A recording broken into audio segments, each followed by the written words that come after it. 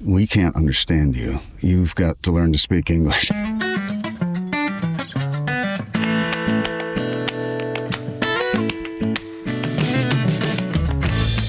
Welcome to another episode of Chewing the Fat. I am your host, Big Rob. Thank you so much for tuning in, downloading the podcast. I certainly do appreciate it. Thank you to the folks that have bought me a coffee at chewingthefatbr.com. It definitely helps to keep the podcast rolling, to help folks tell their beautiful, messy human stories.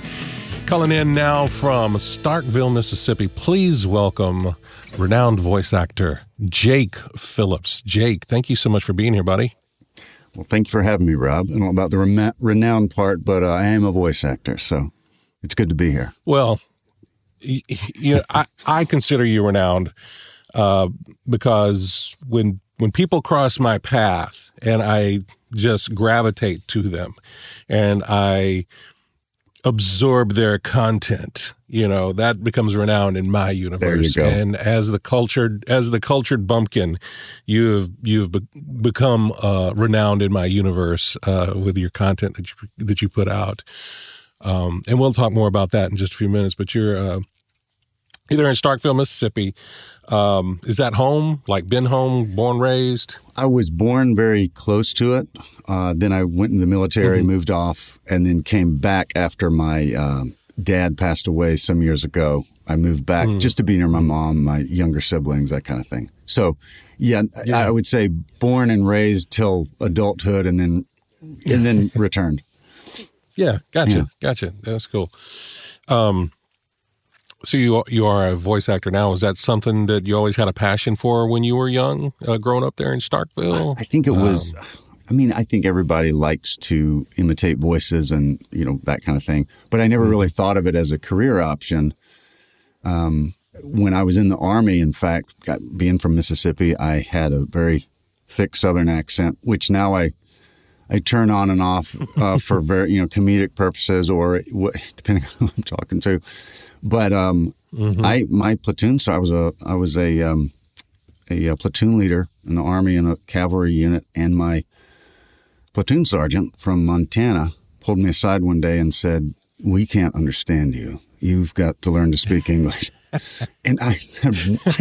Like that's the meanest thing anybody's ever said. And it kind of, I didn't say that, but it kind of hurt my feelings. But I started like, okay, well, that makes sense if I'm given directives over the push to talk radio and somebody says, "What?"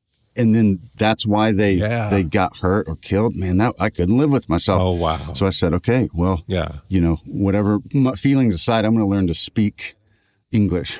And so I was in Kansas at the time, Fort Riley, Kansas, which is, to me, that's like the epicenter of that area of American English. The further you get from, Kansas in any direction, the more of an accent you're going to hear. But I think that's real close to perfect American English. And even rural people, farmers, folks you meet in a gas station on a country road speak perfect English out there, at least in my experience. And so that was a good place to learn English. And, this was, early, I guess, mid 05 to 09, that in there. And that was a good time to start learning an American accent, I guess. And so without knowing it, that's when I started to become a voice actor without knowing it, just so other people could understand me in stressful situations. Yeah. And then, it really never crossed my mind till much later into adulthood. Before I ever thought about it.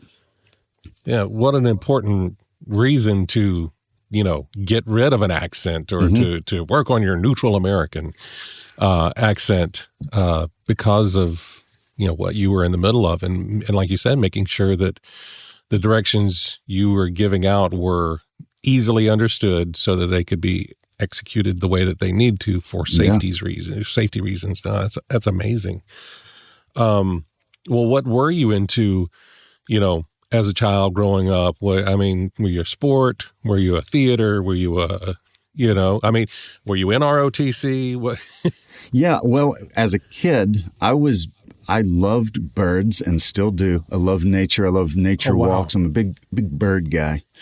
And history. I've always liked history, so I love visiting battlefields with my family. Even and before I was, had a family, I enjoyed going to battlefields and reading the plaques and learning about people that came before me. So yeah, birds and history was kind of two big things that I grew up doing. And I was not a performer. Like I'm pretty introverted. I mean, I'm a functioning introvert, but I tend to be introverted as I think a lot of artistic people are. And so in my case, I had one role. It was in the church play. I played the ass that Mary rode to Bethlehem upon. And so it was a non-speaking role. And so that was literally my only credit before I decided to be a voice actor decades later. Right. Wow. Suffice to say, theater was not a part of my upbringing. It all came, into adulthood, which is kind of interesting for me. Yeah. That's great though when you find those places that you can use your skills, differently in different ways than you like you said, that you'd grown up or had expected to even do. I think that's amazing. Were you from a military family, or that was just something that was in your heart to join the military? Well, I'm from you might say, kind of your stereotypical patriotic family. It's good to, do your duty, preserve freedom, whatever. Not to get political, I don't always see eye to eye with our, our nation building. I'm more George Washington, stay out of other people's business now. But back in the day, it was like, well, I need to defend my country abroad and all that kind of stuff. And so that's what I did. But yeah, after 9/11, I was like, man, I feel like I ought to do my part. You know what I mean? I ought to join up. So that was the day I decided to join. Actually, I'd been thinking about it, and that was the day I said, all right, I'm definitely going in. Told my dad. He said, all right, let's do it. And so my grandpa was military. Then my dad was not. He was right on the end of Vietnam. And then since he had a scholarship to college, he ended up just going the college football route. And but yeah, from a patriotic family, and that's why I went the Army route. No, that's great. That's great. Thank you for your service. And I know, folks in the military, hear that a lot, and I don't take it lightly saying that, because that's something that, I personally didn't do. You know what I mean? I flat feet and every other reason that I couldn't join, even if I wanted to. So thank you for what you did to give us the opportunity to talk. Right today. You know what I mean? Right. And I'm thankful to be in a situation that the choice is the main factor. Like, no, I don't think the military is for me. Some of my brothers, like, I don't think I want to do military. So they didn't. And then others of us said, I want to do military, and we did. And both are cool. That's what being in a free country means. You don't have to, it's not forced upon you, because, man, I can't imagine being Vietnam, like being against the war, let's say, don't even want to be here. And then your own government says, oh no, you're going. That would be a tough situation to be in. So thankful we don't have that right now anyway. Yeah, absolutely. Absolutely.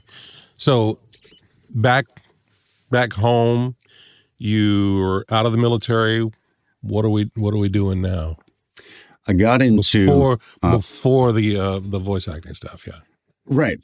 I got into factory work, which is funny because although, a voice booth is a dark, quiet place, a factory, being indoors all the time with artificial light, your whole shift, that to me, took a toll on me mentally. Like, I don't really like that. I would rather, at least in my booth, I can, step out and get some fresh air.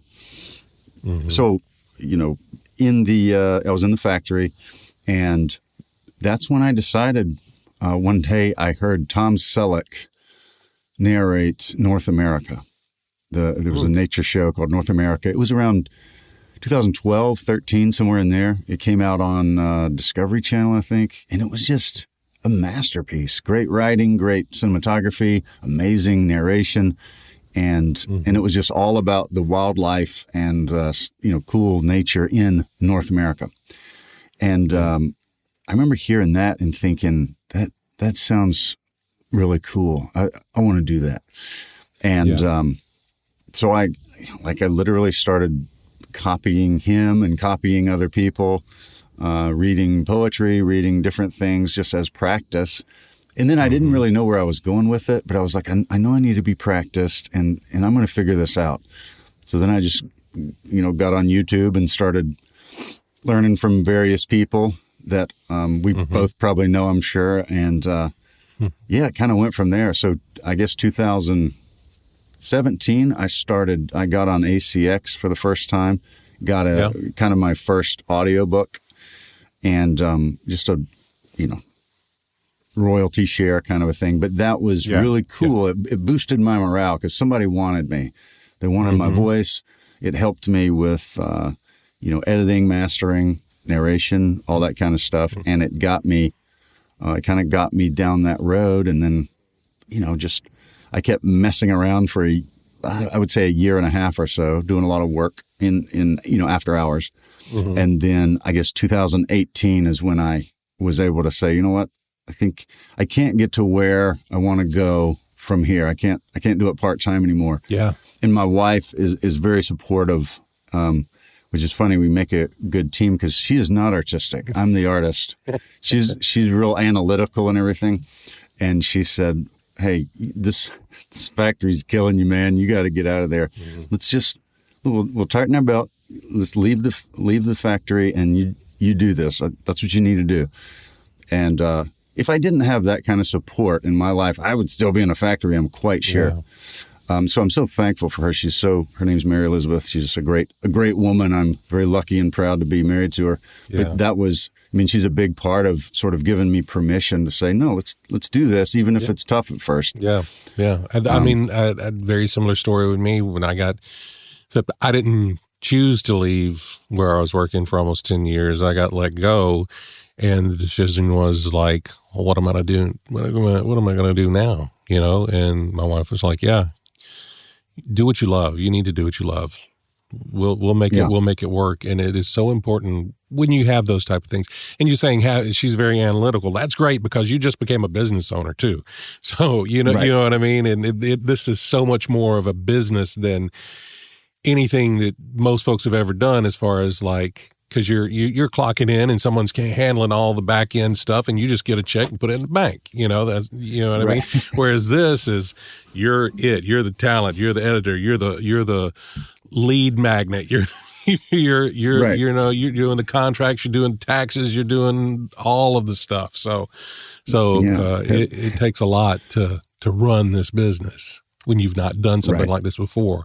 The fun part, the talking, is a tenth of what the job is, Exactly. So having that support is so important to this. Yeah. So from that point, you're like, all right, let's make a go of it. How did the Cultured Bumpkin come about then? Well, I think my way of looking at it was, okay, I should be practicing every day. And I maintain this. I should be practicing every day at my craft of voice acting. I don't want to only be recording when I'm being paid to do it, because those sometimes are few and far between. It might be a couple of days, couple of weeks, whatever. So I thought, well, if I have a podcast, I can I'll always have something to work on. And I think long form narration is one of the best ways of developing your voice acting. It's kind of like I used to be in track. Running a lot of miles is just going to make you a better runner. If you're a sprinter, to some extent, being able to run 2 miles, let's say, is that's a good thing for a sprinter, because if 100 meters is as far as you ever run, you're going to be limited somewhat on how fast you're going to cover that 100. Whereas when the distance, that's not the hard part. It's just the speed. If you can run a mile, a 2 mile, no problem. 100 meters is no problem. Now it's just how fast are we going to do it? And I think with voice acting, it's that way. I think that's a great training regimen to be on, is being able to tell a story. That's the most ancient art form, is sitting around a campfire telling the stories about the day, yesterday, last year. That's a very ancient art. It connects us in a lot of ways to the past, and being able to do that. And so I thought, well, it'll be constant practice. And then 2, I really like classic literature. So that makes it easy in that, okay, this well-written story by Mark Twain, let's say, he's going to set me up for success because the writing is amazing. And then it's public domain, so I don't have to spend time tracking down people for permission. Yeah. And so, and then it's educational. When my dad passed away, my wife and I were about to have our first child. And there was really, I sort of contemplated my own mortality. And I thought, you know what, I would love for my daughter to have a library of dad reading to her. Because my dad used to read to us live, at night all the time. I thought, what if I am recording these and she can listen to them and then pass them on to her kids because it's on YouTube or whatever. So that was kind of the thinking behind that, a love of literature, and then sort of, creating an audio library for the next generation was my motivating factors. And then it helps me be able to connect with really cool people. I've had, professors and actors, voice actors. I've had authors. I had Sitting Bull's great-grandson, a Lakota gentleman from South Dakota. And I talked to him about the Battle of Little Bighorn and then the book he wrote. And so I get to meet a lot of cool people because of it. So, yeah, that's kind of how it started as a podcast. Then I named my YouTube that, and then my TikTok and Instagram, I've kind of kept that going.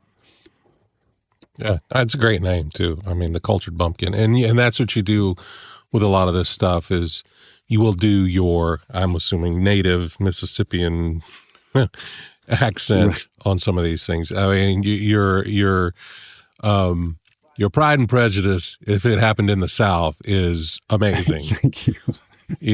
And of course the fun videos that you make along with that are just hilarious. But yeah, it's a great way to have that legacy kind of left behind of stuff that you did. I lost my mom last summer, and I luckily, from working in radio, she co-hosted with me one Thanksgiving on my radio show. She was on this podcast. So I have that episode that I can go back, and hear her. Yeah. And have that. And that's something that a lot of people don't have, and I recommend it to anybody. If you have, pretty much everybody's got a cell phone, and pretty much all of them have a voice recorder on there. Hit record and go sit with your parents and just talk to them. Get them to tell you about their childhood. Get them to sing you their favorite, lullaby song or what it's that type of stuff that you don't know at the moment is going to mean so much later. So I think that's great that your intention of like, yeah, this is a workout for me. This is practice for me for what I want to do. But it was beyond that to leave something for your kids too, to have you whenever that they might need you. Right. Because they could go off to college and not literally want to talk to you because they're young adults. And having 2 grown children myself, sometimes they just don't want to talk to you. Right. But maybe they want to hear your voice. Right. And so now they can covertly still have an attachment to you and be connected to you without actually having to get your opinion on anything. Exactly. Oh, I love that. I love that. So what is on that VO bucket list for you? I'm going to make an assumption, and then you tell me how far off I'm, because of how the thing that spurred you on, that documentary, that nature. I'm assuming something like that, a little Nat Geo Discovery documentary, nature narration might be on that bucket list for you. That would be pretty cool. I've gotten to do a couple, nothing big yet, but I've gotten to do a couple nature documentaries, and those probably are my favorite, just because I grew up doing that. So yeah, I would say, as I think of it, my bucket list is continue to provide for my family in a creative way. Mm-hmm. That's my bucket list, whatever that looks like. Mm-hmm. But that, something that like a nature documentary that was on Discovery or something, yeah, that would be pretty sweet. Mm-hmm. Mm-hmm.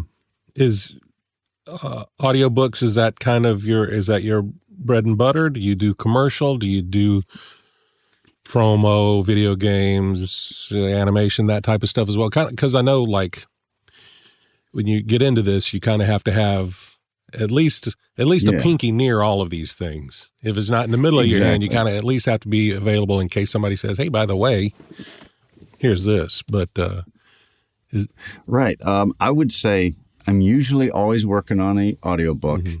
I'm usually always getting commercials, and then I am in a lot of audio dramas and video games and stuff too. So I do lots of character work. I really enjoy everything. Yeah. You know, a bad day in the booth is better than a good day in the factory is what I always say. So if I can be paid to get in here and sort of perform something or record something, that's a good day, whatever that is. But yeah, I think I've done I would say most genres for sure. Mm-hmm. But I would say I would call myself a commercial actor. That's where I've gotten the most work, probably. Okay. If you added up dollar amounts, I would be a commercial voice actor. Gotcha. And part of your journey and what you're learning and what you have learned, and you're now sharing with others that are new to the field, that are wanting to figure out, what is voice acting? Can I do that? Can I, you know what I mean? So you're coaching now too, is that right? That's right. Yeah. So I really enjoy instructing. I always have. In the Army, I really enjoyed instructing, even if it was like not my title, but I might see, a soldier sort of struggling to shoot accurately, and instead of yelling at him, I'll come up and, "Hey, you need to relax. Your butt's so high in the air. You need to just take a couple deep breaths." And there's a proverb from the Bible that says, "The sweetness of the lips increaseth learning." Mm. And I think when you talk to someone like you care about them, they're going to soak up what you have a lot better than if you yell at them, or if you, are condescending or whatever. Mm-hmm. All things they do in the military. Right. And it has its place. Like it's a system of reducing down and stuff. Some people need that more than others. But I like teaching. Mm-hmm. And so I think it's really cool to help people sort of see their own talent and indulge it. Like, no, I know you're 28 years old or whatever, but this is not childish to think you could make a living at that. Like, I had to get over that, that sort of mental block of, I think when I started, I was 34, maybe 35. And like, okay, you're too old to be thinking about making funny voices as a living. That's ridiculous. You get in that factory and you provide for your family. That was what the little shoulder devil kept telling me. Yeah. And when I finally said, I'm going to do what I want to do. I'm going to what if I want to make funny voices for a living? And when I sort of told that to be quiet and said, no, I give myself permission to be a silly goose if I want to be, if that's what will pay the bills, then it was like, no, this is fun. I don't really care what other people think of me. If the client says, "Hey, we liked it and here's a check," then that's the only goal that I have really at that point. Yeah. No, I really like teaching other people. Yeah, I love that. And, that's part of doing this. Like I went full time, air quotes, full time into voice acting at 51, How about that? And so that's the thing is like, it's like, I gotta, I was given permission by my wife to make this work because she believes in me. So why would I not believe in me too? And it's a lot of that mind stuff that you have to get over. And so, and it happens, sometimes it's day by day. Like you say, you have that dry spell. You start seeing bills that need to be paid or things like that. And you're like, I don't know how am I going to invent this much money to pay this bill by doing silly voices, in this booth. But you have to quell that. You have to keep going. I think that's the thing with this industry is you got to keep going. Because as soon as you stop, that's it. It's stopped. As soon as you tell yourself you can't, you can't. You tell those things to yourself and you believe it. And then you go back to the factory and then you wither away for the rest of your years, So it's just, so it's great that you're giving others permission to play, Aside from the work you're doing with coaching and your personal work, what's bringing you joy?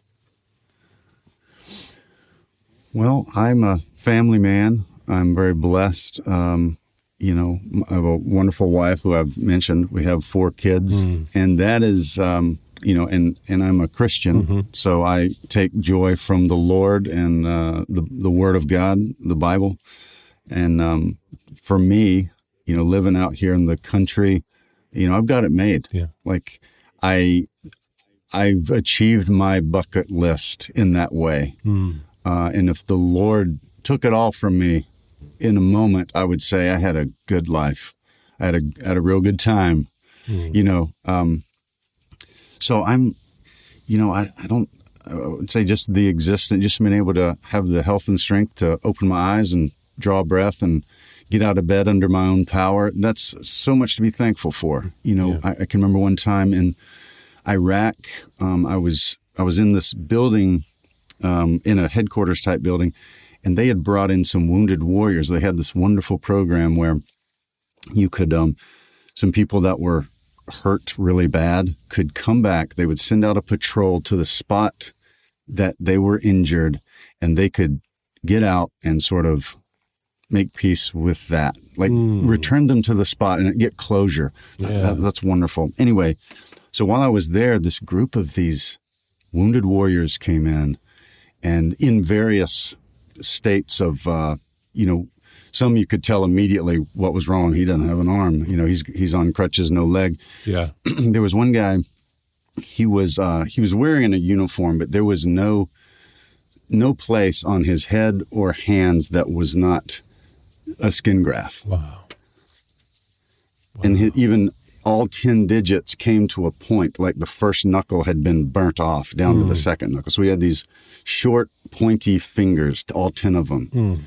And he had the biggest smile on his face.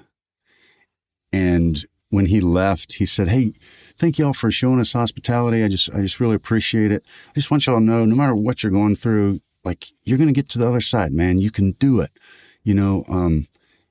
I've had a tough time, but here I am. Look at me. I'm doing fine."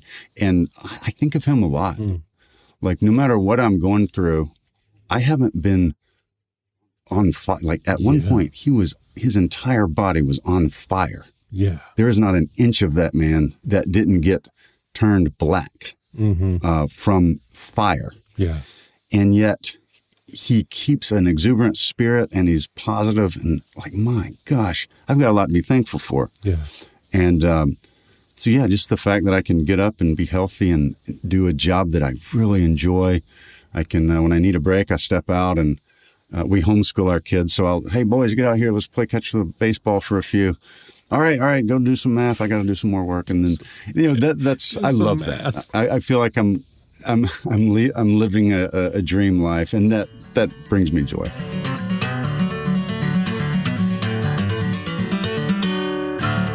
All right, Jake, this is the second segment of the show. This is where we dive a little bit more deeply into your mental health journey. I believe the more we could talk about this, the easier it is for us all to realize that we're not alone. So for you, how do you keep the darkness at bay? For me personally, I love poetry. I like to read poetry. Mm-hmm. I feel like it's people that have been through the same thing that I have said it in a way much more eloquently than I could, sometimes hundreds of years ago. And to read their poetry, it makes you feel like you're not alone. Someone else has been through the same thing, that kind of thing. So I really like poetry, and I actually have a podcast where it's a sleep podcast, and all I do is read classic poetry to like ambiance. Mm-hmm. And a lot, people say, "Oh, well, I like it because it's relaxing and all." For me, that is therapeutic. Just making it, just getting to read it aloud and sort of slow enough to think about what's being said. And I would say, poetry, to include things like Psalms. I love the Psalms from the Bible. Mm-hmm. Some of the times, some of the words in there are like, man, this guy he's downright suicidal. Mm-hmm. And yet there's there's a hope to it at the end and stuff like that. So just, reading classic poetry that's a way, probably my biggest way, I would say, of keeping the darkness at bay. Do you have a go-to that is that you've memorized, that's in your head, that you go to all the time, or a favorite of yours? I tend to remember snatches of them, because I'm surrounded by poetry books. Mm-hmm. So usually I'll say, I need to read John Clare. So I'll go get a John Clare book. Mm-hmm. But there's one line I'll share of a guy in the 1840s who was in a mental institution. He was struggling with mental health. Mm-hmm. And there's this wonderful poem he wrote called I Am. And it starts, the opening line is, I am, but what I am, none cares or knows.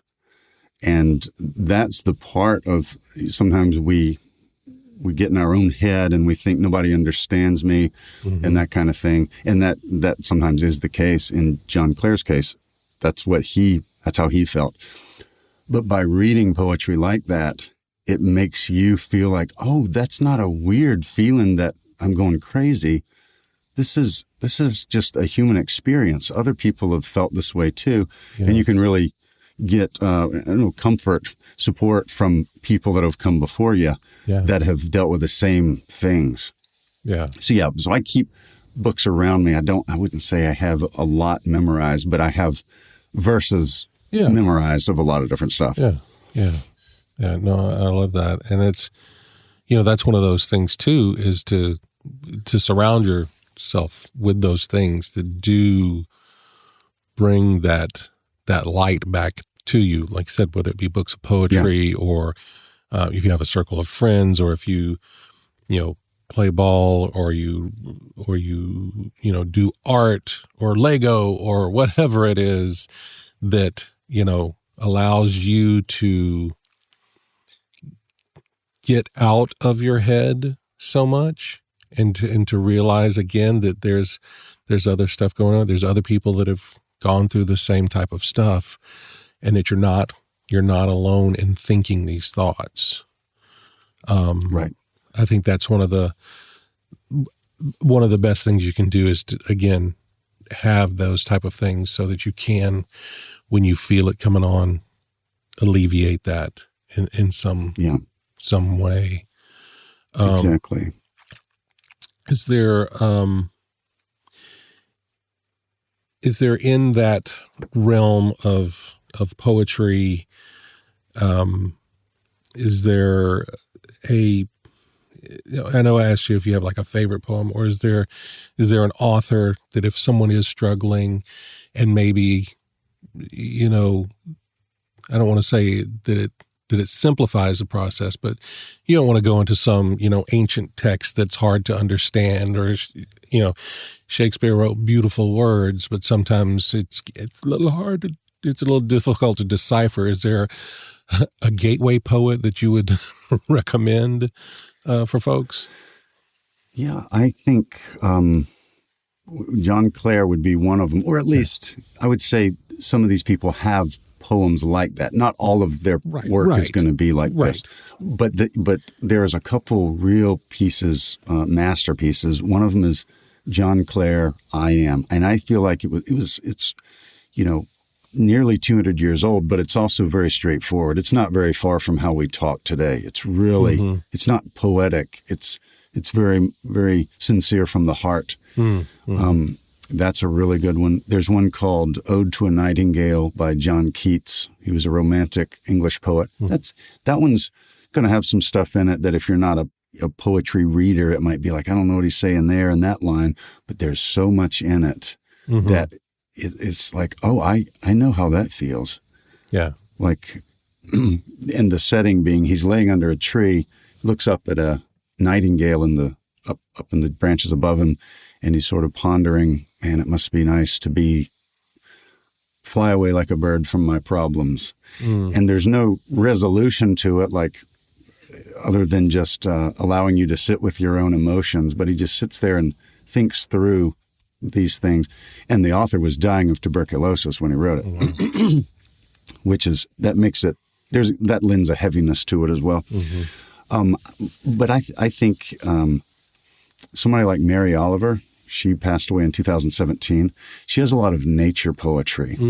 And I love hers for, it's very straightforward, very modern as far as the language of it. Right. It's not hard to understand. And yet she touches on a lot of feelings in the human experience. And she was a walker, a nature, a bird watcher, that kind of thing. And then I would say maybe Robert Frost. Yeah. That's another really good one. Yeah. I think that most folks, probably heard the path less, taken, that type of stuff. Yeah. Which, there's a lot of symbolism and life lessons in that poem, Right. I love that. I love that. And the more you can start to, I was going to say that is one he was a prolific, I'm holding up a book that's pretty thick. Yeah. That is a Robert Frost poetry book. And there's so much. The Road Not Taken's one beautiful, very popular one, but he wrote so many short, sweet, just make you think. Yeah. He's a great one. Yeah. Yeah, for sure. And I think, if that's something that if folks that are readers and like, I read books. It's like, okay, great. If you read a book of poetry, you're reading, 100 books at that point, because it's not one singular, storyline or anything like that. It's like these are thoughts encapsulated, each one maybe about a different thing or a different time or a different part of the day that the person was in when they were writing this stuff. I'm a big fan of poetry myself, and I've often, read poems on, my YouTube channel and things like that, things that affect me. And just because I think it's one of those things that we can do, especially as a voice actor, to do service to the words, but more so than the words, to the heart behind the words. Yeah, it's like you're being a faithful messenger of what the author was trying to say. Yeah. And you're using your vocal inflections to do it. And I think, for a voice actor, even without the mental aspect, it's one of the greatest things a voice actor can do as a practice tool is read poetry, be able to portray intense emotion in a nuanced way. That'll make you a lot of money. But but also I would say writing your own. And it doesn't have to rhyme. It doesn't have to have a certain couplet, it doesn't have to have a certain pattern. Just putting your thoughts. And I would take it a step further and say with a pen and physical paper, not with your thumbs on a screen, like sit down under a tree and write what are you thinking? What are you going through right now? That's therapy. And just commit it to paper. You can burn it afterwards. Like, nobody has to see it. It's not like somebody's going to see it and make fun of you. You don't have to share it unless you want to. But that is very powerful. There's an interesting mind writing hand connection, and I don't know what it is, but there's that's some real power in working through things when you are forced to say, okay, I just have this general bad feeling. Okay, why is that? What is it? And then now you're putting words to the feelings, and then you're putting those words in a ordered way to present a bigger thought, and it helps you work through stuff.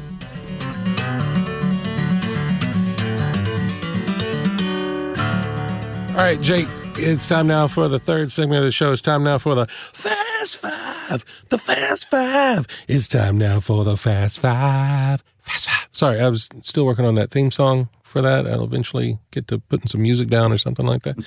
The Fast Five is powered by Poddex. It's an app created by my friend Travis Brown. If you go to chewingthefatbr.com/Poddex, you can download the app from your favorite app store. It's made for podcasters, but they're great, just icebreaker questions as well. But there's no wrong answers. It's just the first thing that comes to the top of your mind. You ready? Ready. All right, here we go. Question number 1.